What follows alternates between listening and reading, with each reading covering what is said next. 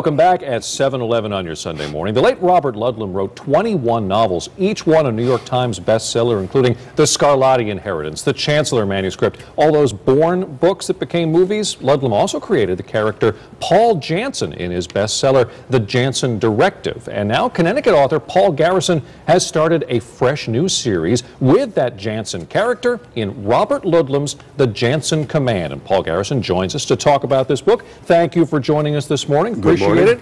It takes some chutzpah, I would say, to take over a Ludlum character, Ludlum being the legend, you being a best-selling author in your own right, but did it give you any pause to step into his shoes like that? Lots of pause. I mean, large shoes.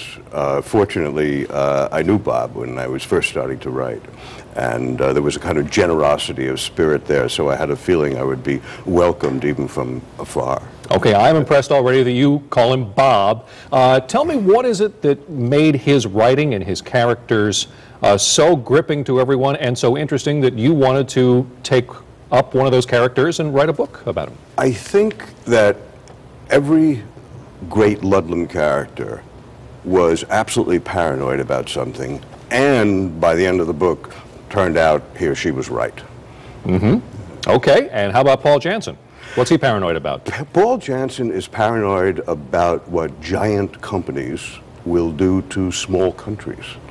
The power of the global oil company, for instance, what it can do in a small place in Africa. What it can own, what it can buy, what it can destroy, and what it can keep.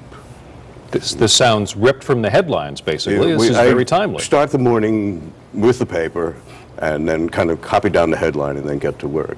Okay, yeah. So this is really, I mean, it is taken from what is going on in the world today. Absolutely, absolutely. And that's very Bob also. He always was aware of what the threats were, what the possibilities were, where it was going to go wrong, and what was happening where we weren't looking. You know, we're all watching in one direction, and there are characters who are saying, well, while you all look that way, I'm going to do this here.